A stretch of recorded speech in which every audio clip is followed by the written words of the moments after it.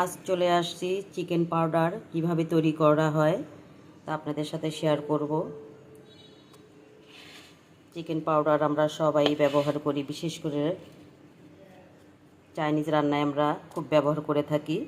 আজকে কীভাবে হোমমেড তৈরি করা যায় তাই দেখাবো। বাজারে এত দাম দিয়ে না কিনে যদি ঘরে তৈরি করা হয় তাহলে কেমন হয়। চলুন দেখা যাক আমি কি কি নিয়েছি এই চিকেন পাউডার ব্যবহার করার জন্য। চিকেন পাউডার তৈরি করার জন্য আমার এখানে যা যা লাগছে: আদা, পেঁয়াজ দুটো, এটা লেবুর জেস্ট আমি নিব যা শুধু ফ্লেভারের জন্য, রসুন রয়েছে, ক্যাপসিকাম, একটা টমেটো, একটা গাজর, এখানে রয়েছে সাদা গোলমরিচ। এগুলোকে এখন আমি কেটে স্লাইস করে নিব। হাড় ছাড়া মুরগির গোশত নিয়েছি, এখানে আমি কিউব করে কেটে নিয়েছি, ছোট ছোট করে স্লাইস করে। এটা যত স্লাইস হবে ভাজতে তত সুবিধা হবে। আমি সবগুলো স্লাইস করে কেটে নিয়েছি। এখন আমি রোদরে দিব যেন পানি কোনো রকম না থাকে, যেহেতু এটা চিকেন পাউডার হবে, চিকেন পাউডারটা ড্রাই হয়। এখন রোদরে দিয়ে আসবো 2 ঘন্টার জন্য। রোদরে নিয়ে আসলাম, একটু যতটুকু ছড়ানো দেওয়া যায়। এখন আমি ঢেকে দিব যেন ময়লা না বসে।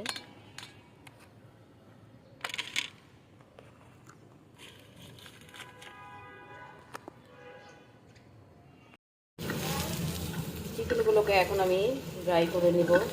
খেয়াল রাখতে হবে যেন না পুড়ে যায়, চুলার আঁচটা মিডিয়াম রাখতে হবে।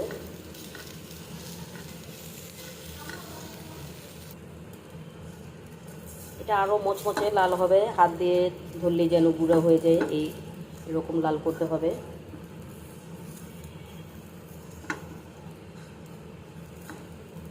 আপনাদের যদি ওভেন থাকে তাহলে আপনারা ব্রেক করে নিতে পারেন।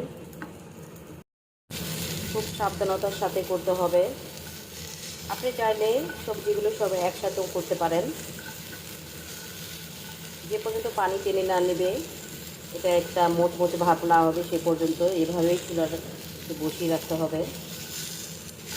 আমি অবশ্য রোদরে দিয়েছিলাম, বৃষ্টি চলে আসছে, তাই আর হলো না। রোদরে দিলে পানিটা টেনে নিলে খুব ভালো হতো, এই জন্য আমাকে এখন চুলার মধ্যে আবার করতে হচ্ছে।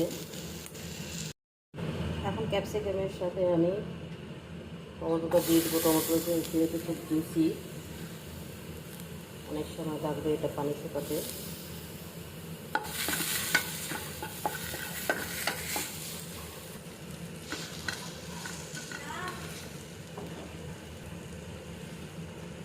এখন দিব পেঁয়াজ।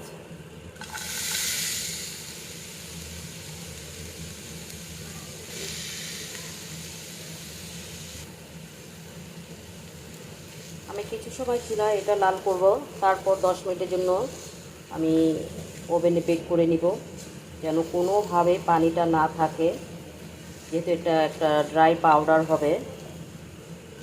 চিকেন পাউডারটা চাইনিজের যে কোনো আইটেমেই আপনি ব্যবহার করতে পারবেন। এটার ফ্লেভারটা খুব স্ট্রং, খুব সুস্বাদু হয়, মনে হবে যে আপনি বাইরে থেকে কিনে নিয়ে এসেছেন যে কোনো রেস্টুরেন্ট থেকে। প্রত্যেকটা রেস্টুরেন্টে চিকেন পাউডার ব্যবহার করা হয় খাবারকে সুস্বাদু করার জন্য।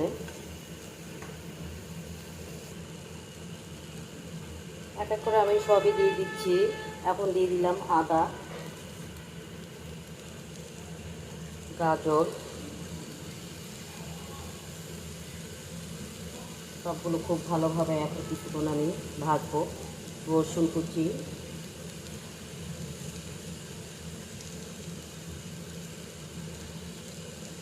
এখন যে লেমন জেস্ট রেখেছিলাম তা দিয়ে দিলাম সামান্য পরিমাণে। খেয়াল রাখবেন যখন লেমন জেস্টটা দিবেন যেন সাদা অংশটা উঠে না আসে, তাহলে কিন্তু তেতা লাগবে, যেন সবুজ অংশটাই নেওয়া যায়। জাস্ট একটা ফ্লেভারের জন্য আমি নিয়েছি। এখন দিয়ে দিব এখানে সামান্য পরিমাণে লবণ যেহেতু পানি ছাড়ে, তাই লবণটাকেও এখানে ভেজে শুকিয়ে নিতে হবে।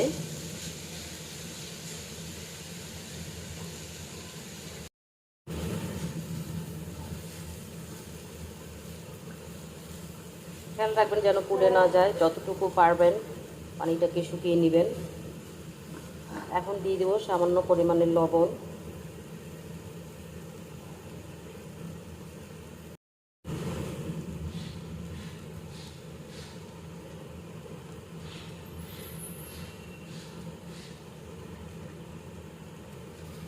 আবার আমি সবগুলোকে খুব ভালোভাবে মিশিয়ে নেব।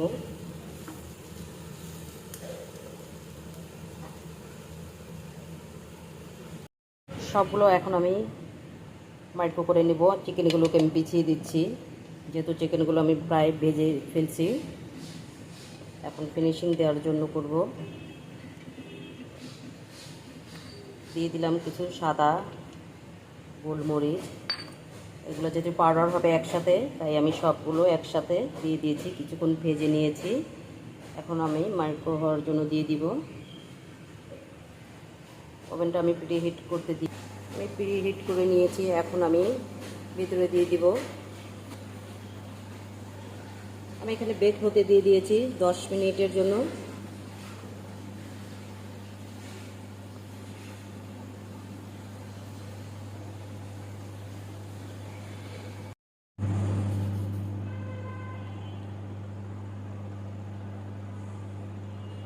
এখন কি অবস্থা?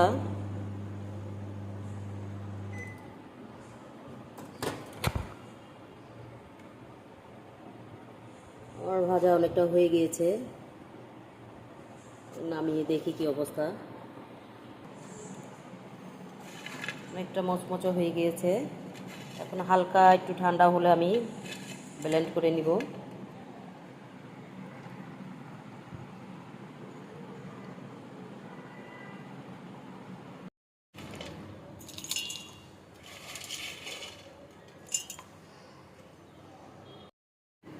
খুব সুন্দর পাউডার হয়েছে।